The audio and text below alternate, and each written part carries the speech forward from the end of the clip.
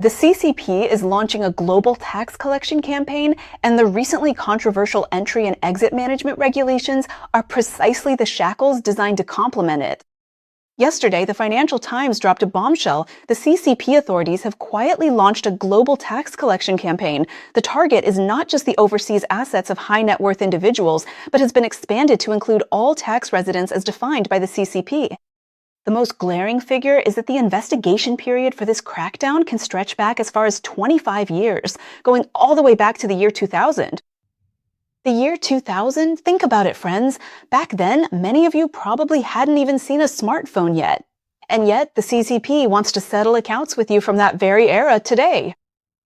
Going after overseas capital gains isn't actually anything new. However, in the past, this lacked any real enforcement power. Why is that? Just think about it. If a wealthy person's assets have long since been converted into overseas real estate or foreign equity, how could the CCP forcibly seize or transfer them? Beyond issuing warnings or requesting assistance from foreign governments, the CCP actually cannot reach assets held abroad.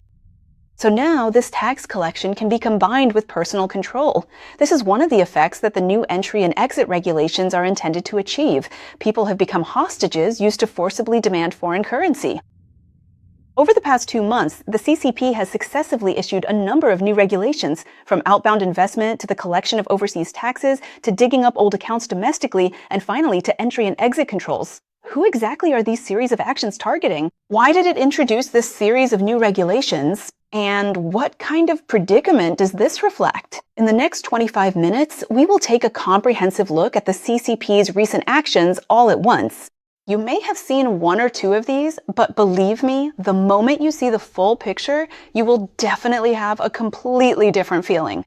To those watching this program, if you or your friends and family have been affected by these issues, including being placed under exit bans, prevented from leaving the country, or being pursued for back taxes, please send me an email. I want to hear about your situation and help share your story. My email address is thepinionforzhenguandian@gmail.com, thepinionforzhenguandian@gmail.com. The starting point of this entire series of measures by the CCP is the State Council's regulation on outbound investment, which was promulgated on June 1st. This regulation has already officially taken effect on July 1st. The core of this regulation is mainly reflected in its coverage across 2 dimensions. One is the subjects and the other is the channels. Let's talk about the subjects first. Article 2 of this regulation clearly states that the investors referred to in this regulation include enterprises, other organizations, and individual residents within China. With just a casual sentence, they've accomplished a historic milestone.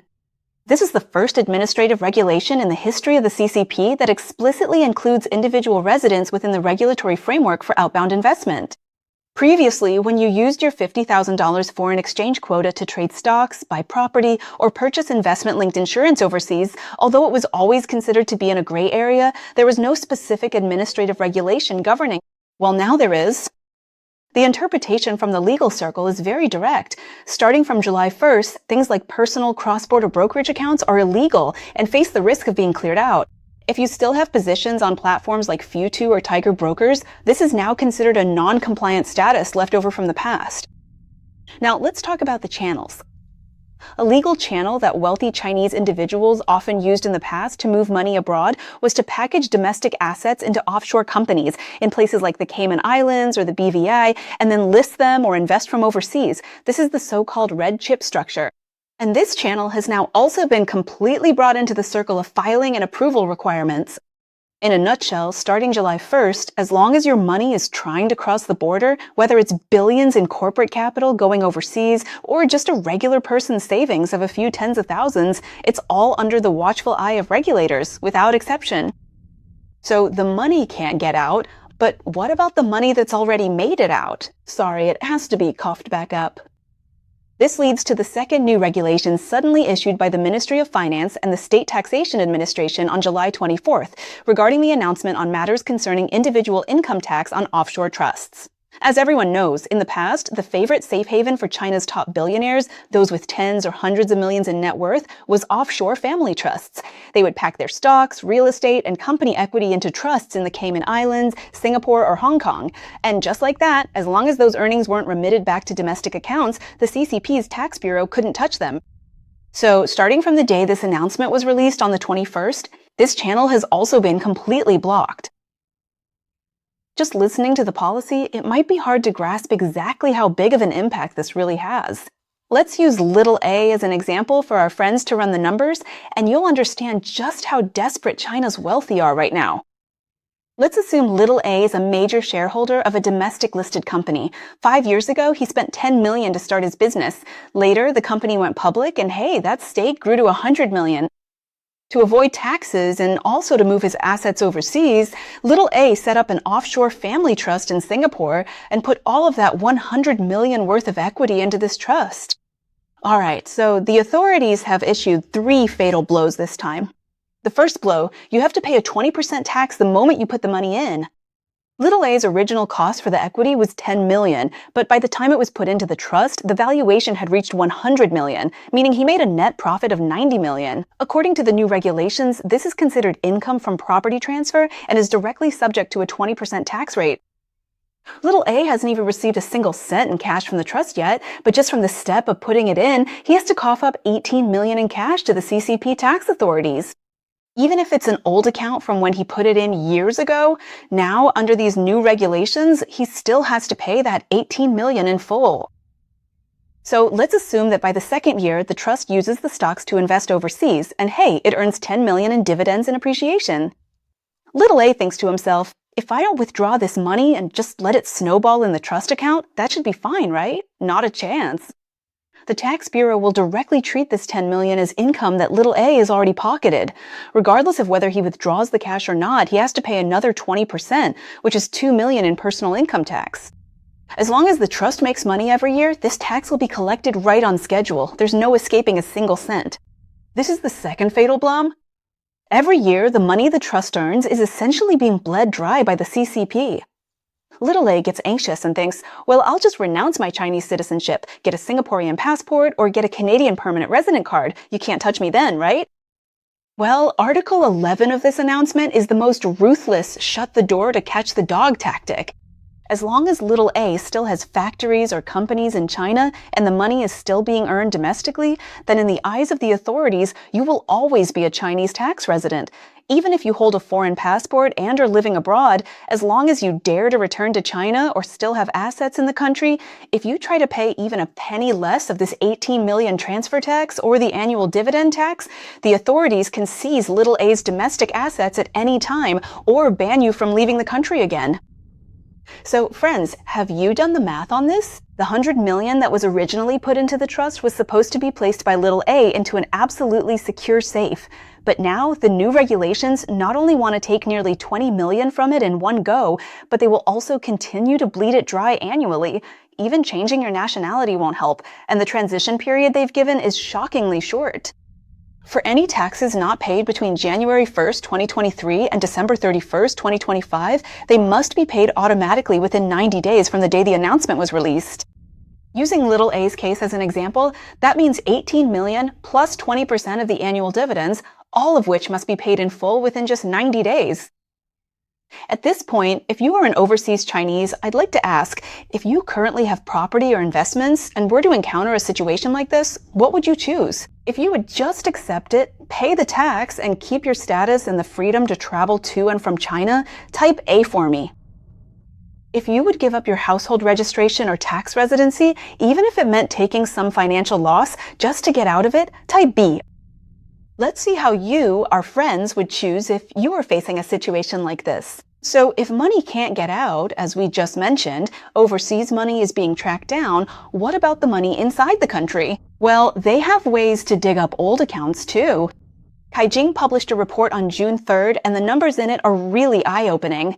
In the first half of this year alone, 69 A-share listed companies have issued tax payment notices in quick succession, with the total amount of back taxes, late fees, and fines exceeding 4.9 billion yuan.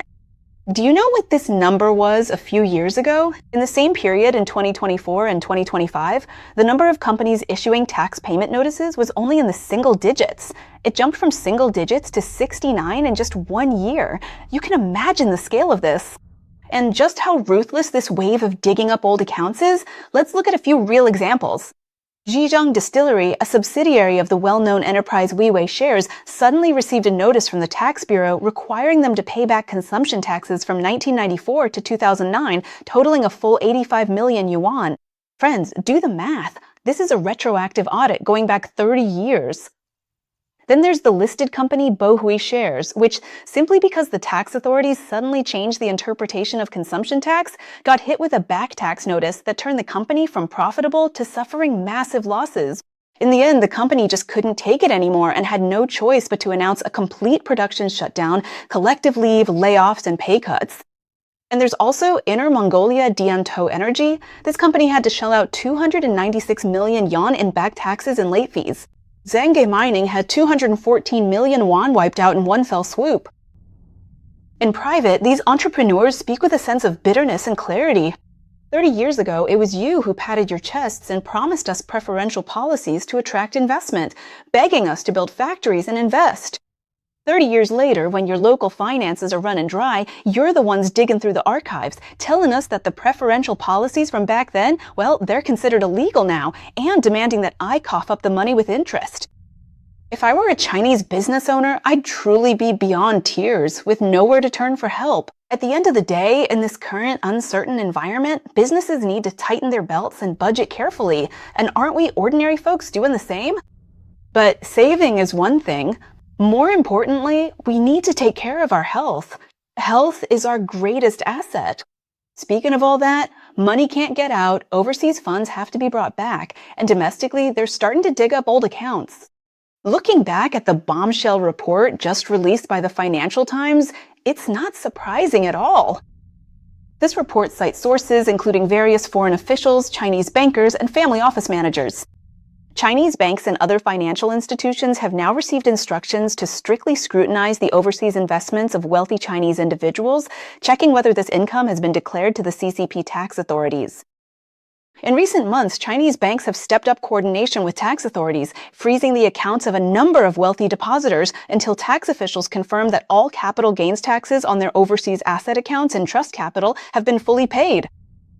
An anonymous banker in South China said privately that the new normal is that these wealthy individuals, in order to restore access to their frozen bank accounts, have no choice but to accept their fate and immediately pay the fines and taxes in cash. The head of a family office in Shenzhen revealed that his clients were suddenly required to pay back taxes on their overseas asset gains for the period between 2017 and 2022. However, officials have not provided an explanation as to why these 5 years were targeted. In short, the authorities say you have to pay, don't ask any questions, just pay up. Victor, a professor of Chinese political economy at the University of California, San Diego, said that there is no doubt that the CCP's move this time is motivated by fiscal reasons. Numbers don't lie. China's fiscal revenue in 2025 was 21.6 trillion yuan. This figure is entirely based on their official data, and regardless of how much padding might be in it, let's just look at the numbers they officially released. This figure represents a year-on-year decrease of 1.7%. And as we all know, the primary source of revenue for local governments in the past was land grant revenue, which has plummeted from 8.7 trillion yuan in 2021 to 4.15 trillion yuan in 2025, more than halved in 5 years. In the current international environment of US-China confrontation, the CCP clearly can't rely on this external revenue. So what can they do? They turn back to their own people, to the Chinese people scattered all over the world, to squeeze them. This tactic, judging by the data, is already starting to show results. In the first half of 2026, China's personal income tax revenues surged by 13.1% year-on-year, a growth rate far exceeding the growth of residents' income. Yesterday, Caixin, a domestic Chinese media outlet, exclusively revealed another matter. Chinese tax authorities have already begun levying a 20% personal income tax on earnings from overseas insurance policies. Actual cases of taxation have already appeared in Beijing and Hangzhou, with the targets of taxation clearly identified as policy dividends and interest generated from prepaid premiums. As soon as this news broke, both the Hong Kong and London stock markets shook in response.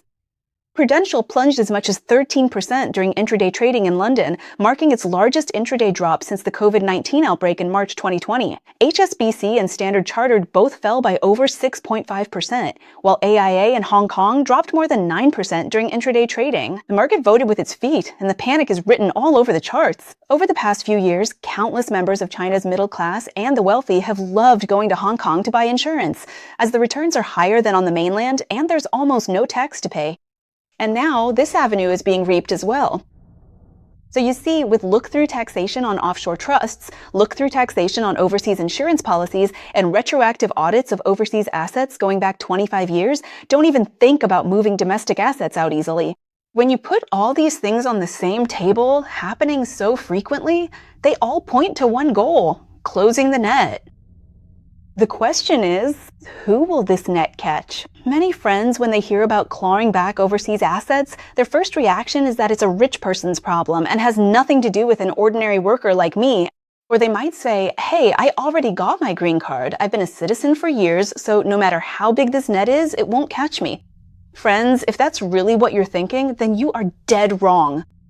The targets for this harvest mentioned in the Financial Times are those defined by the CCP as tax residents, not just the super rich, not just high net worth individuals, but tax residents.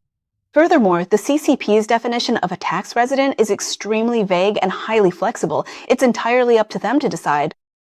Many friends who have lived overseas for a long time have already obtained permanent residency in other countries or have even been citizens of other countries for many years, naturally assume that they have nothing to do with the Chinese tax authorities.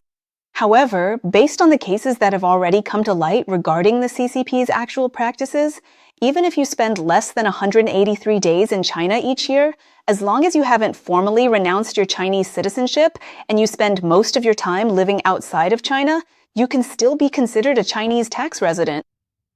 And this point aligns perfectly with the case of little a we discussed earlier, specifically Article 11 of Announcement Number 21. If an individual's primary economic interests are derived from within China, well, you can be determined to be a Chinese tax resident. One locks the pockets of overseas Chinese from a tax technical standpoint, while the other shuts the door to trap the prey by establishing the legitimacy of domestic tax collection. These two documents point in the same direction. So money can't get out. High net worth individuals and ordinary tax residents will have to pay back taxes on their overseas investments, and businesses within the country will face tax audits. Why is the CCP doing all of this so intensively? The answer is simple. Of course, it's because they're out of money. Against the backdrop of soaring local government debt and the inability to pay salaries within the system, the authorities are in urgent need of finding alternative tax sources to replace non-tax revenue. With the general public already tapped out and the Chinese economic environment in a slump, they can't continue to overtax the masses without risking social unrest. Therefore, clawing back the overseas savings of the wealthy and the middle class has become their lowest cost, fastest way to replenish their coffers. But have you ever thought about one question? In the past, the CCP has also sporadically collected taxes on overseas assets. It's not like there haven't been cases over the years. So why are they publicly establishing administrative regulations and doing this with such fanfare this time? There are two reasons. First, in the past, tax collection was scattered, like point-to-point precision strikes, just enough to get results. But now, by establishing administrative regulations and issuing official announcements, it means that this matter has escalated from individual cases to a nationwide scope, upgrading from scattered operations to carpet bombing. Secondly, and this layer is even more critical, because simply auditing accounts overseas lacks enforcement power. If your assets have already been converted into foreign real estate, foreign equity, or foreign trusts, the CCP has no physical means to forcibly transfer them. So this time, the CCP is clearly at its wit's end and is playing for keeps. Therefore, it must find a new auxiliary measure. If it can't get the money back, it will detain the people first. This is the most critical shackle in this great harvest. On July 31st, the CCP promulgated the Exit Entry Management Regulations, which officially took effect on September 15th. The full text is only 19 articles long, but as soon as it was released, it caused quite a stir. The most controversial parts are concentrated in Articles 2, 3, 4, and 6. Let's start with Article 2. If you are planning to go to a high-risk country or region, border control has the authority to directly dissuade you from going. What is considered high risk? That's up to the authorities to decide. A man in Shanghai, when he was renewing his passport last year, had to fill in his intended destination, so he just casually wrote down Japan. As it turns out, he recently received a sudden call from the police, frantically asking him when he was going and warning him that there have been many violent incidents in Japan lately and it's not safe. Just like this, China makes a video call to Japan and they'll write it down for you in Japan. Ah. It might be a setup. There are even more people coming into Japan. It's done. It's done. How could you eat it like that after finishing it? There's some made, finished eating them. The manager probably didn't consider going because at the time it didn't matter. At the time, they just wanted to consider going. Wanting to get a room or something. Yeah. Everyone, eating like this at 34 is hard to understand. How are you going to manage it? Japan isn't safe? That's actually the first time I've heard that. My friends who have been to Japan all love it very much. They're the type who want to go back again after visiting. So, in the eyes of the CCP authorities, Japan is a high-risk country. Today it might be Japan, tomorrow it could be South Korea, Canada, or Australia. As long as any country gets on the wrong side of the CCP, that country can become high risk overnight. Given China's current standing in the international community, I can't even find one that isn't risky. There's another detail. According to Mr. G, an insider within the CCP system, in fact, all international airports and land ports across China have been quietly enforcing this since August 1st. The authorities intend to use the time before the new regulations officially take effect on September 15th to, well, catch a few typical cases and make an example of them. The third article states that border inspection will verify your reason for leaving the country, and you must provide documentation or even electronic data. What does electronic data include? It includes your mobile phone, WeChat history, Moments posts, and records of overseas calls. In the past, border inspection checked the passport in your hand and your visa information. But starting September 15th, border inspection will be checking why you are leaving. It has shifted from checking documents, which is a rigid, objective fact, to checking motives, which is a potential massive risk that could vary from person to person. And you need to know that this motive isn't just whatever you say it is. If they decide to question your motive, you won't be able to leave in a heartbeat. Article 4 is even tougher. It stipulates that as long as a Chinese citizen violates relevant regulations on export control or technology import and export, and potentially endangers national industrial security or technological security, relevant departments such as the State Council or the Ministry of Commerce can directly decide to prohibit you from leaving the country. Note that it uses the word potentially, not already, and it's not after verification by a court, but rather potentially. So there's no need for a criminal case filing, no judicial review, no procedural steps whatsoever.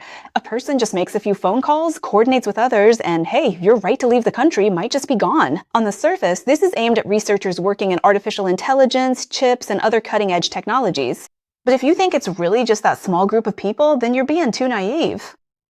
Mr. Ge, who is familiar with the inside story, revealed that the targets of these restrictions are by no means limited to engineers. Even ordinary employees at relevant companies could be placed on the restricted list.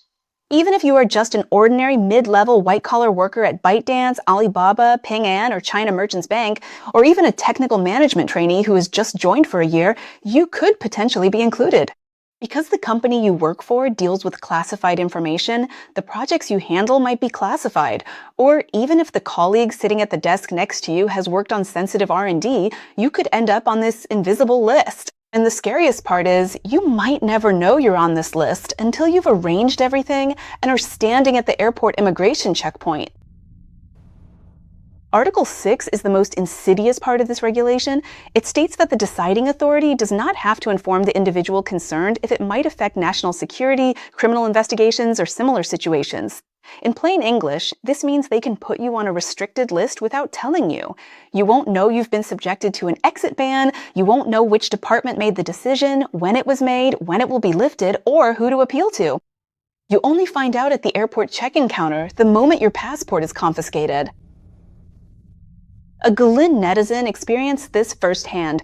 After returning from South Korea in January, he was the only one of his group taken for questioning. He cooperated fully, signing documents and providing fingerprints. Then in August, he applied for a Japanese visa but was rejected. He was told at the counter that he was under internal control and couldn't proceed. He posted online saying he hadn't done anything wrong, had Social Security and a housing provident fund, had a steady job, and yet, without any prior notice, he was suddenly denied exit. Throughout this experience, he felt he was being denied the most basic human rights that any person should have. Here's another example. A netizen from the mainland had their passport expire and tried to renew it through a mobile app, but a small line of text popped up. Please bring a consent letter issued by your employer and go to the Exit Entry Administration Department of the Public Security Bureau where your household registration is located to process it. A consent letter from your employer. Some of you might immediately understand the weight of those 5 words. Before the reform and opening up, if a Chinese person wanted to get a passport, go abroad, or even just travel to another city for business and stay in a hotel, they needed one thing: a letter of introduction from their employer. The employer was the guarantor. Without that piece of paper, you couldn't even step out the door. And today, that piece of paper has returned. Speaking of this, let's look back at the regulations on outbound investment that took effect on July 1st, where residents were included under supervision for the first time. Every cent that wants to leave China is now under the regulatory radar. On July 24th, announcement number 21 was released, which is the policy source for the story about Little A we mentioned earlier. Offshore trusts are now subject to full look-through taxation. On July 31st, the entry and exit management regulations were announced. On August 5th, Caixin, a domestic Chinese media outlet, exclusively revealed that tax authorities in China have begun levying a 20% personal income tax on the gains from domestic insurance policies. On August 6th, which was yesterday, the Financial Times dropped a bombshell report. The CCP's investigation into overseas assets can go back as far as 25 years, tracing all the way back to the year 2000. Furthermore, this scope doesn't just apply to the wealthy or high net worth individuals, but to all Chinese tax residents. The previous 5 regulations on outbound investment, individual residents entering the loop, the piercing of offshore trusts, the imposition of taxes on overseas insurance policies, and the Financial Times report on the 25-year retroactive audit are all about demanding money. And this final new regulation on entry and exit management is about detaining people. Back in the day, between 1949 and 1978, how difficult was it for an ordinary Chinese citizen to go abroad? I believe there are quite a few friends who have such memories. Please do share those memories with us all in the comments section. The biggest dividend of the reform and opening up policy, and the one most easily felt by ordinary people, was that the passport transformed from a product of political vetting back into a document that everyone is entitled to. It wasn't until the law on the control of the exit and entry of citizens was promulgated in 1985 that ordinary people could, for the first time in a true sense, apply for a passport on their own. And just like that, 40 years have flown by. Nowadays, when it's time to renew this passport, that unit introduction letter, which had disappeared for 40 years, has made a comeback. That chapter of history we once thought had long been turned is now becoming our present in a way that no one could have ever anticipated.